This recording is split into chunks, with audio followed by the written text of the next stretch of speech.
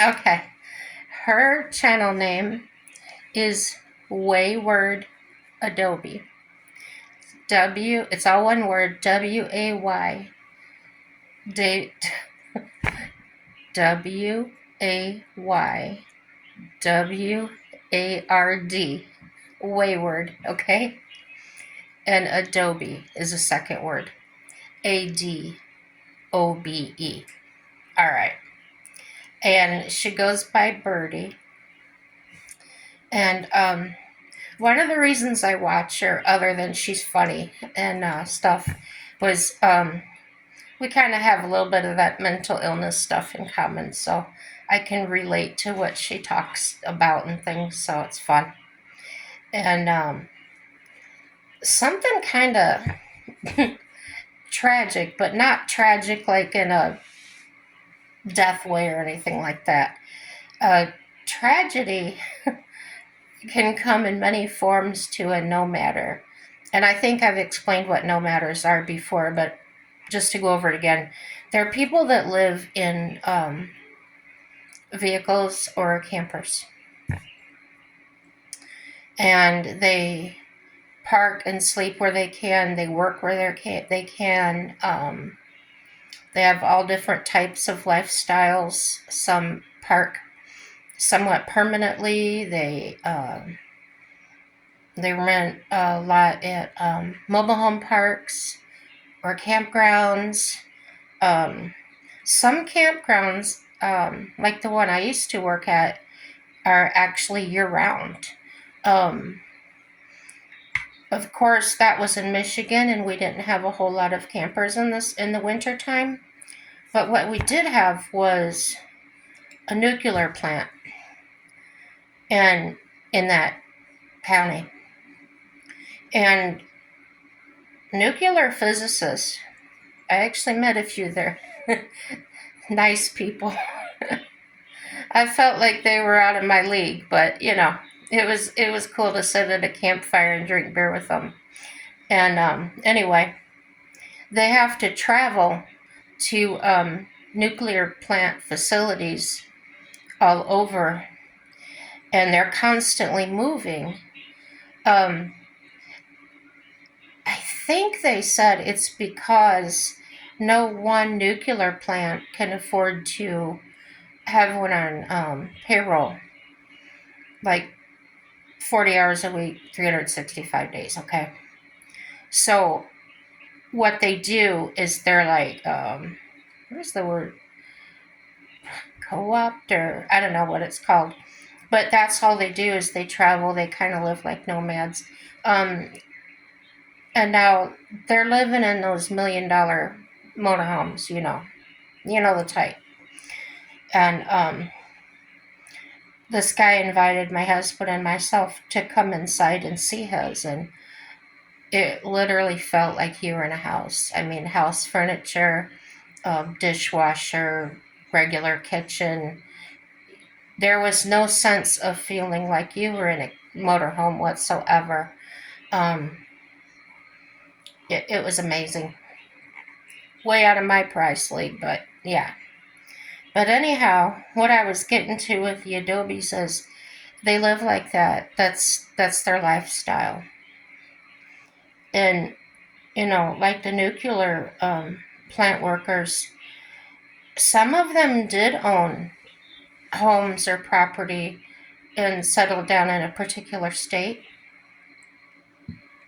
But the ones I would say, met six different workers over the 3 years I was there, and those are the ones that would come back every year. Okay, so the one guy, I think it was just the one guy, or maybe it was just the one that I knew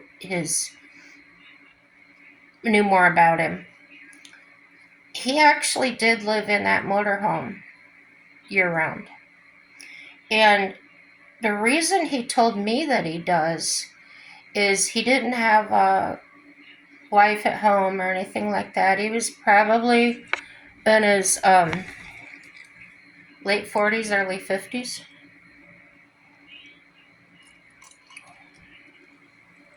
So, yeah, I really did love that job.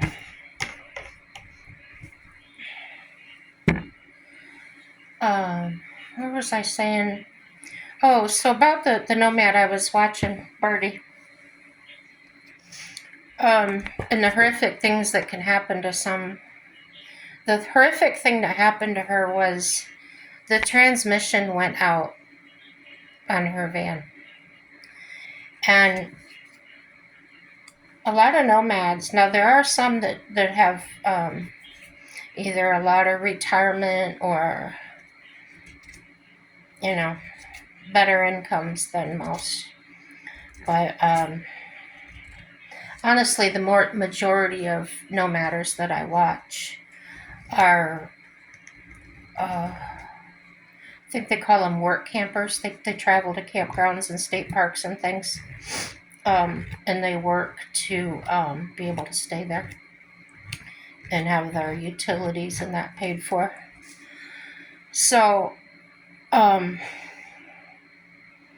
I guess some do offer a salary with that, included. But I don't know how that works. I would have liked to find out. I would have liked to have done that in my life, and I plan on doing it at some point. The reason I can't do it now, even part of the time, is nothing to do with my health. I can get health care anywhere, you know, Medicare travels. So, um, I've explained to you about where I live before. It's county subsidized housing. And I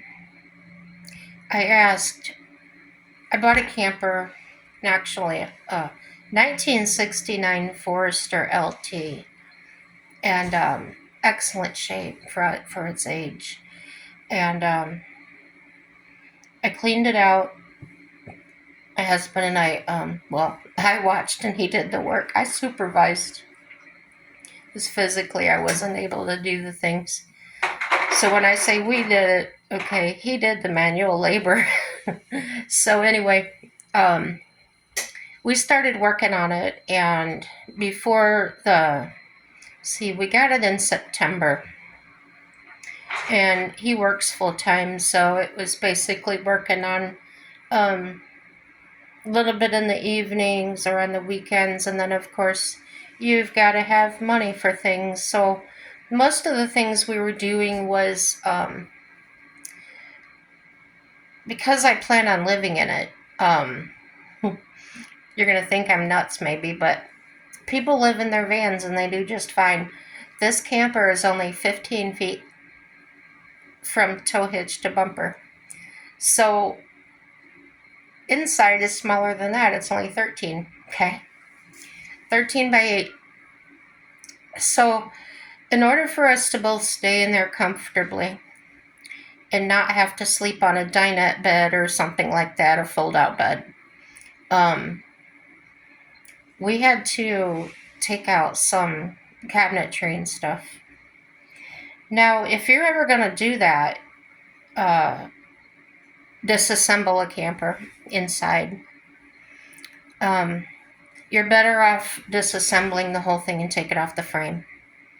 Now, the reason we didn't do that is because we're in the place that we live. We wouldn't be allowed to do that. So, having the knowledge I have about the way things work, mechanical type mind, I have figured out how to actually rebuild it from the inside rather than taking all the walls down and having to put them back on and just, the whole roof, all that. So, anyway, so for our build, we will have to build it ourselves. So that means taking the paneling off. We're redoing the wiring, even though It looks okay. It's just really old, and we just want to be safe. And we want to put better insulation on it than back in '69, what they put in it. And we've got some better stuff these days. So yeah, we're doing that. And I'm getting way off my subject about the nomads, but that's the reason I can't do that living here, because, call me stupid, I guess, I asked him that I wanted to go travel 3-4 months. It's so cold here, maybe I wanted to go visit my friend in Texas, or, you know. So the answer was no. If I did that, I would lose my apartment. I said, well, maybe you misunderstand me. Now, I would still be paying my rent. They said, you lose your apartment. Because according to their guidelines, the way they're written, if I didn't need the apartment year-round, they could rent it to somebody that did. And it is what it is. I mean, it's lousy for me, but I understand it. So my trips are going to have to be limited. I think she said I could go 2 or 3 weeks at a time. I have to check into that again. She's very nice, and it's not like she's trying to pull anything over on me. It's there, because I called the board. Yeah, I just wanted a different explanation, and I got it, and it was almost word for word the same answer. So yeah, that's what it is. So a lot of these nomads, and she, from what I got from her story, now my mind isn't all there all songs. I mean, I'm there, but sometimes I really can mix things up. From what I remember her saying, I think she said her, oh my gosh, now I'm really losing it. There's something about her that reasons she can't live like a normal person. Too much stress. I don't know. I don't remember. You'd have to go watch her videos. But anywho, that's where I get a lot of this information from, is videos like that. And I watch a lot of the Bob Wells videos as well. Actually, the first one I ever watched of his was of, oh my gosh, her name just left me. This is crazy. It's all there till I want to talk about it. Anyhow, maybe if I describe the video, you know who I'm talking about. She started out living in the desert there with a Pontiac Grand Am. And she was up there in age. And she was living on $600 a month. And she had taken out the passenger door or passenger seat, and just all kinds of little things she had done in there. And I think hadn't she been a slender person, she probably wouldn't have been able to do that. She seems tall. I've obviously never seen her in person, but from what I saw in the video, she appeared kind of tall. She might have even been taller than Bob was. But I don't think he's a real tall guy either, from what I've seen. Anyhow, so I learned a lot.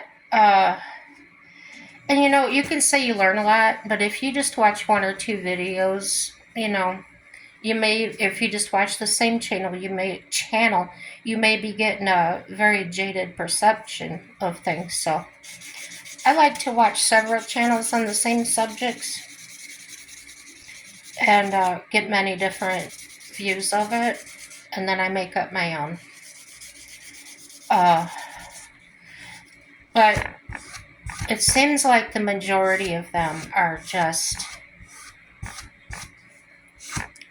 I want to say, I can't even say it that way. Let's divide them into two categories. You got the young to middle-aged people. You got the middle-aged to elderly, or seniors, I'll say. I'm almost a senior.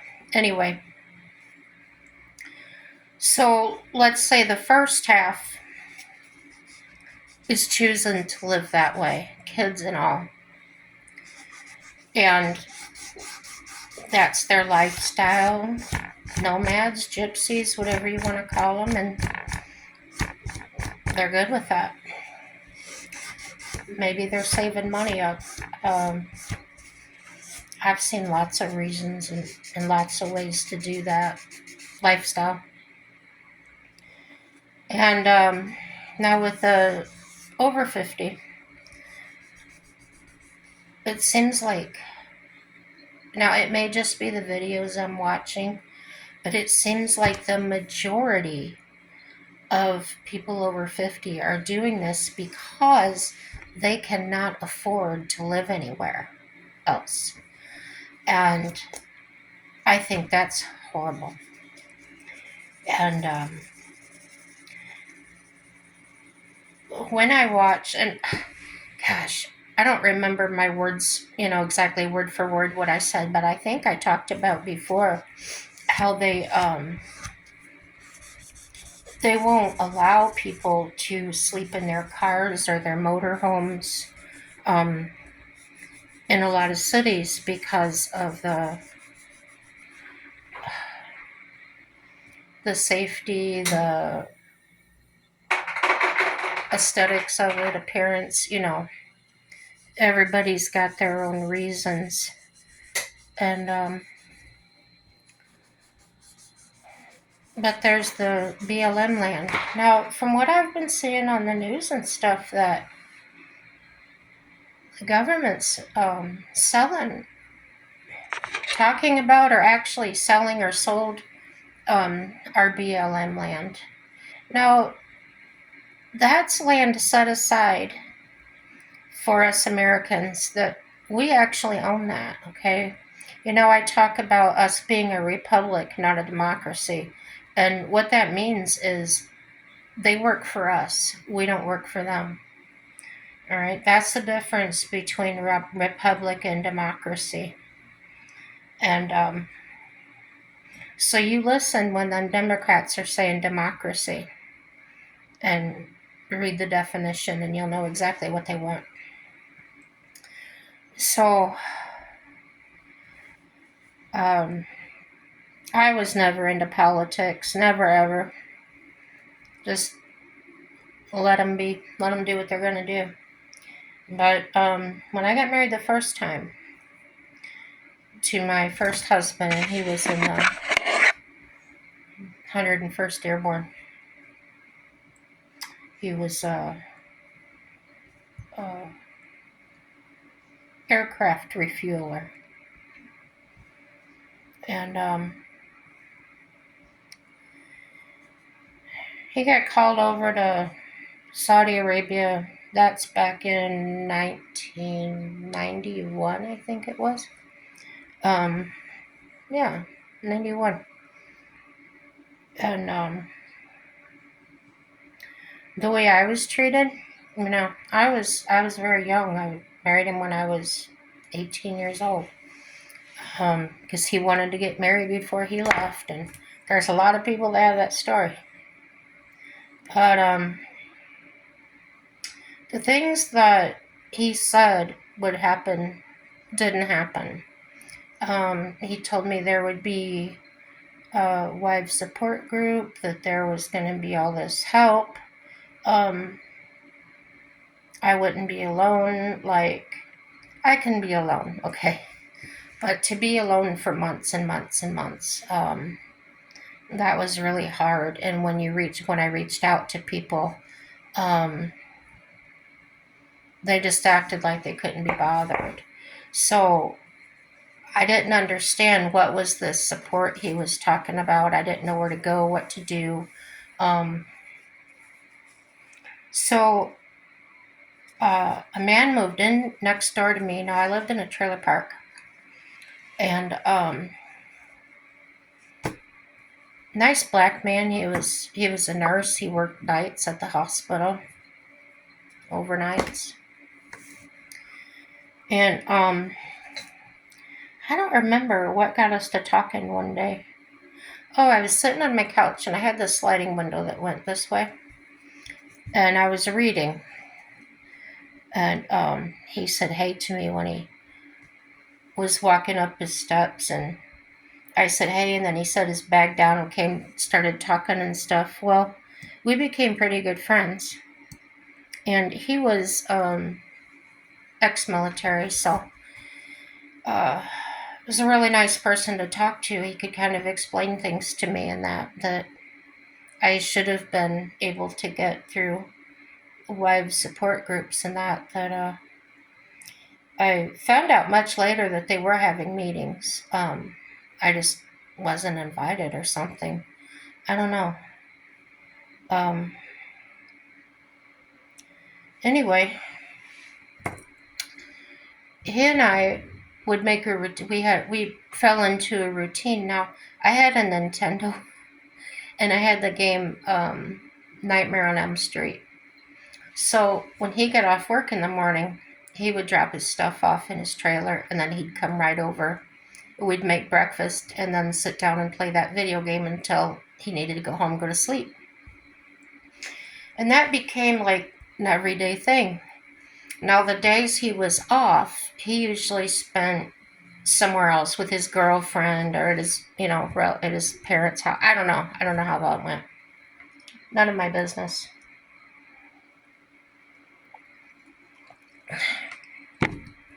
So one day I'm sitting there, and an MP comes out. Now, I didn't live on the base. I lived off base. An MP comes and knocks at my door and says that I need to come on post. They need to talk to me. So I said, okay, I'll be there. And I was just waiting for my friend to get home so I could tell him I was leaving. And when I told him what happened, he says, I'm going with you. And he had this stone look on his face. And I said, are you sure? And he says, yeah, I'm going with you. And he goes, but if you tell me to stay, I'll stay. But I think it's best if I go with you. Now, him being ex-military and stuff, I thought, well, he probably does know something. So when I arrived there, and I was told to report to the motor pool where my husband had been working for. So I imagine it's his boss or whatever I'm talking to. It was I don't know, some kind of sergeant. Don't care. Don't have much respect for military forces after this event. I was escorted in there by another man in a uniform, and it took me in this office, and it was all like, I want to say steel walls. So probably like one of those Quonset huts or something. And he dismissed the soldier, and he walks out and slides this big metal door behind him. So I was already getting a little apprehensive. What am I here for? And this guy starts laying into me like a drill sergeant, rattling off stuff. I had no idea what he was talking about. And evidently somebody told him that I was fooling around on my husband. So I was threatened with everything, putting me in jail, and I was damaging government property, and the whole 95 yards. I was dumbfounded. What the heck are you talking about? So they gave me this song and dance about how spending time with my next door neighbor. Now, the sergeant that's yelling at me is also black, like my friend was. And he himself made a racial statement about me and him hanging out together and how it didn't look right. So, when he said it didn't look right, of course, he was referring to me hanging out with my neighbor. I don't know. If he had had a wife, I probably would have been hanging with her, but it's not how it was.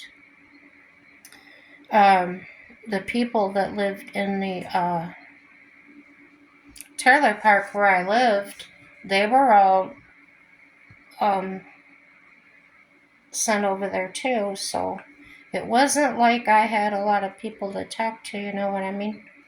And I was 800 miles away from home, so what I started doing was actually driving home every weekend, and of course that cost a bit, you know, and I would get there in about 8 hours, and then I would, a little longer than 8 hours, but anyway, doesn't matter. So I would get there and stay the weekend, hang out with my friends and stuff, and then I would go back. Well, finally, after this meeting and everything, because I had told the sergeant about I wasn't getting any support. I wasn't being called to these supposed support meetings. And I was given a call list, and I was calling people on it, but I would get, oh, I'll call you back. They never called me back. I just gave up on it. So I finally get a call from somebody. I'll call her Gloria. And she invites me over to her house, and it's on the army base. So I go over there, and the whole room she's got all the furniture pushed out, and there's a big circle of women. And she has me sit to her right. She doesn't want me to sit anywhere else. So I sit down, and she starts going around the circle introducing everybody. And then this other lady comes in and just plops herself right in the middle of the living room floor. Just squats down. And when she gets to me, she makes like this big, I don't know, like a grand introduction. I don't know what to call it. She like took this big pause, dramatic pause, and this is Mrs. blah blah blah. And the girl in the center of the floor slams her hands on the ground, jumps up, and runs out of the house. What the heck was that about?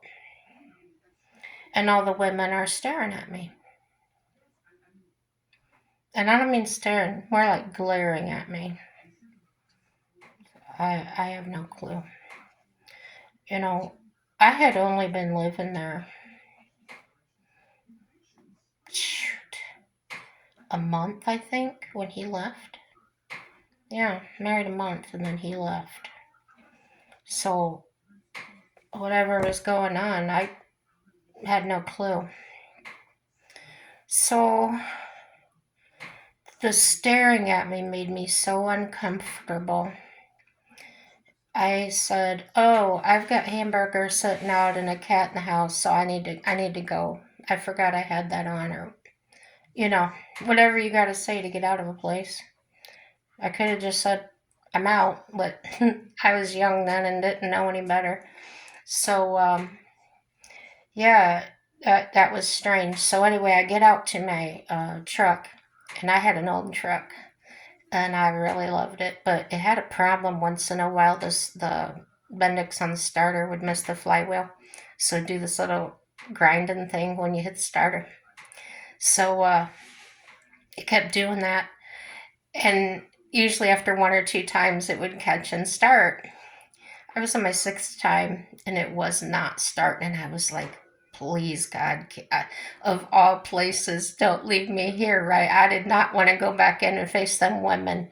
No, sir. But all of a sudden, on my passenger side, I see these two hands going like this. And no power windows, of course, so I waved her to come over to my side. And it was that girl that had slammed her hands down on the floor and left. And I said, I only rolled my window down a little bit. I didn't know if she was out of her gourd or what. Well, she introduces her name. Let's call her Tiffany. Introduces me to herself and blah, blah, blah, and says, so you're married to so and so? And I said, yeah, is that a problem? You know, what, is there something I need to know? And she's like, no. And she's really flippant. I don't know if you've ever known them kind of girls. Like, they'll say something, but they're not really saying anything. Um, just strange. So I said, well, I've got to go. And she goes, well, I could use a ride. Okay. So I said, where do you live? And she said, oh, I just live a couple streets over. So, wouldn't you know, I told her, I said, my truck isn't starting. And wouldn't you know, as soon as she hopped in, my truck started. God has a purpose for everything. So I took her to her house, and I'm just thinking, get out so I can leave. No, she wants to invite me inside. Okay, I guess. And I decided to leave my truck running because I didn't want to be stuck there. And I went in and I said, well, as long as you're okay, I'm going to go ahead and leave. And she goes, no, I want to show you something. And I'm thinking, what is this chick going to do to me? She's obviously upset about something, and I don't know what she's going to do. So I start heading back. She goes, no, I'm serious. Come and see. And then I hear this baby cry. I'm like, what the? So she takes me in there and she shows me this baby. Very, very small baby. And I just looked at her and she goes, it's your husband.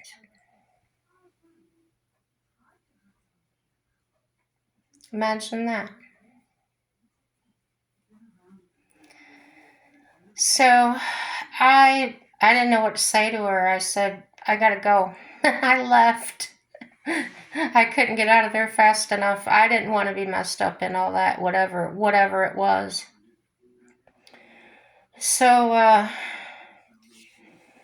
you know, when they're overseas, you don't ask them things. You don't tell them things to add to anything. You just don't. So he was home.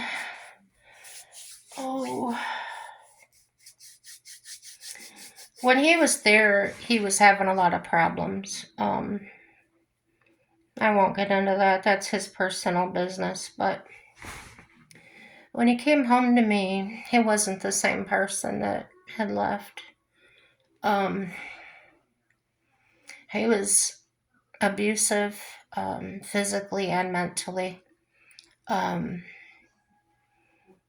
if I said anything, if I did anything he didn't think I should be doing, it was an automatic slam against the wall by my throat. I'd be laying in bed totally sleeping, and he'd be pacing the floor. So yeah, I don't think that was good or easy on any of them guys. So again, military people, not so much. Not disrespecting anybody. I'm just very neutral about it. I don't get excited for anything. I don't. Mm-mm.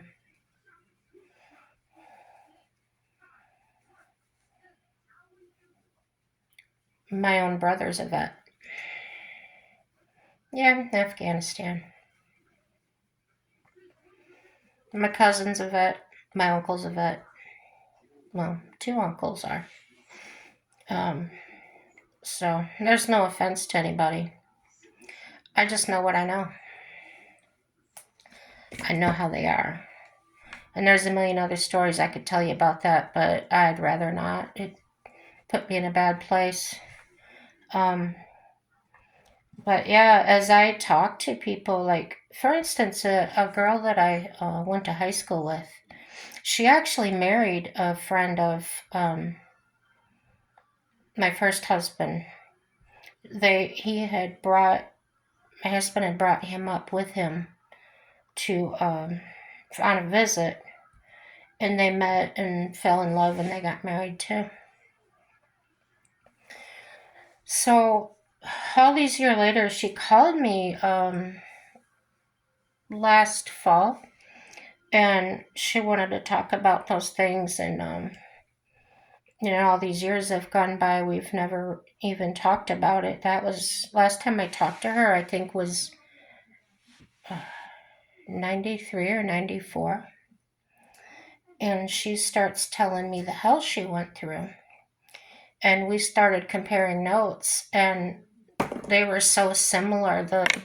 The way they acted, the way they talked, the way they felt about things. I gotta go wash this oil off my hands. I'll be right back. I'm back. So I don't remember where I left off. But while I was at the sink washing my hands, I was thinking about some of those times, and uh, things could have been different. But it was what it was. And, if I had known then what I know now, I would have never, ever got married. Um, well, let me go back. The reason I got married that young, I had a very good reason. In my 17-year-old brain, it was an excellent reason. Um, I was graduating that year, and the person in my family that she loves me to death, but she doesn't like me at all. So relationships always been strained. Well, she comes into my room and informs me that she's always said this to me, but this time I knew it was real. When you're 18, you're out of my house. Well, I struggled in school, so I didn't have a job. I was trying to focus on that stuff. And I was so, I had no idea what to do. No idea. No clue. I knew better than to call my other family.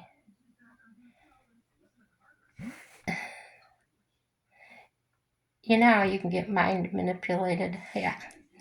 I was manipulated a lot, and I didn't feel like getting a hold of the rest of the family would behoove me, simply because of the fact that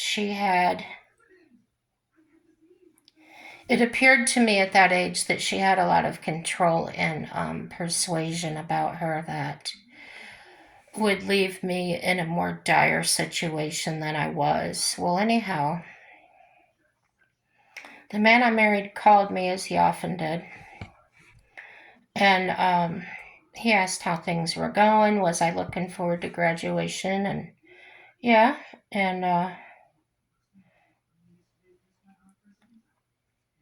he said, "What's wrong?" And I said, "Well, she said this and this and this, and I'm just kind of stressed out about it. I got to figure things out in a hurry because I was going to graduate in like 3 months, you know."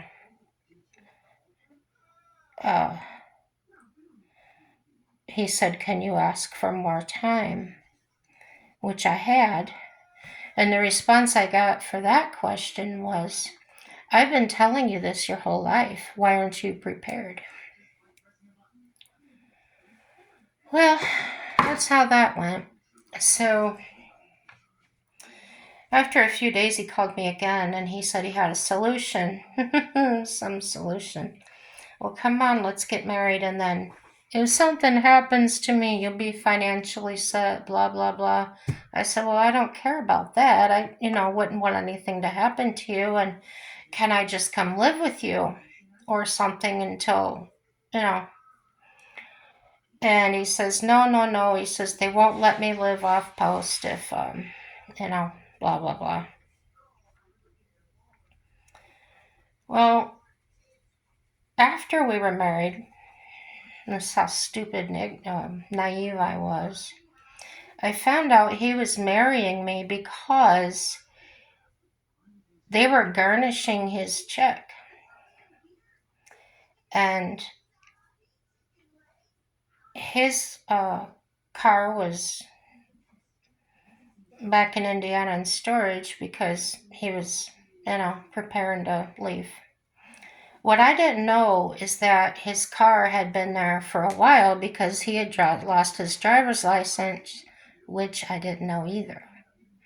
So in the meantime, he's driving my truck on and off the military base, off all around town, everything else, until he's pulling out of the motor pool parking lot one day and he rear-ends somebody.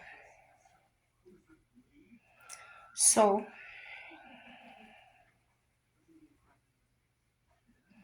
they take my military ID, my dependent ID, and they cut it up.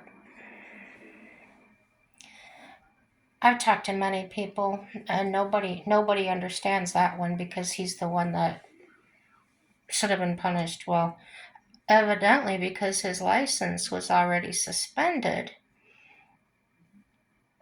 What were they going to do to him? I don't know, but pay a fine? I don't know. He hid that from me. And then, of course, I had seen the center of the bumper bent in, and when I asked him about it, he said, oh, somebody must have backed into it in the parking lot. So I learned really fast that I married a total liar, and he lied about so many things, and then the baby and all these things coming out. So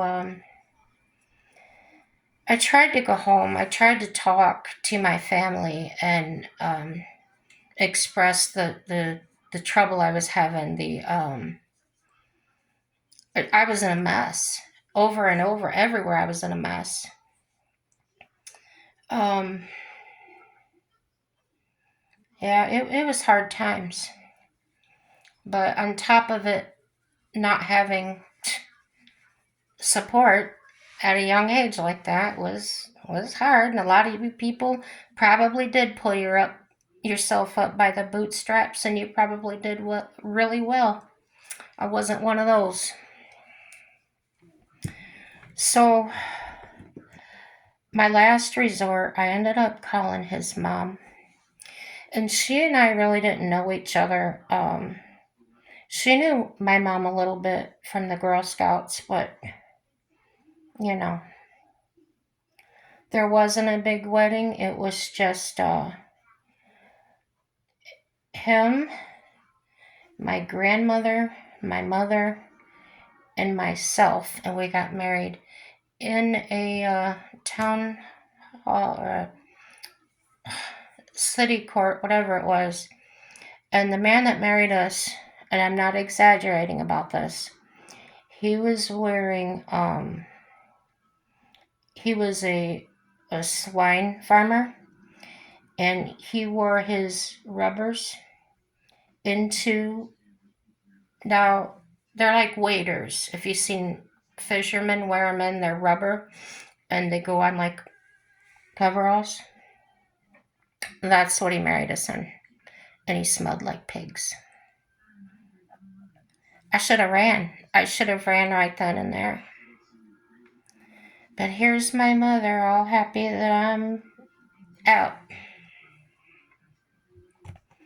So, And she kept telling me the whole time, this is it. You're out, and don't come back. And I said, okay. I had no intentions of doing that, but as things went, and you know, but yeah, I think if I would have known about nomad life, I probably would have jumped all over that at 20 years old or whatever I was. That I didn't even consider that an option. I actually considered, like most people, that living in your car was being homeless and it was looked down on, and it still is, but people just don't care. Well, this is what my nails are looking like. And again, my video is getting long, so I'm going to cut it off here. Please like and subscribe. Um, yeah, you can dislike it. Don't watch it. It's all good. And have a happy day, y'all.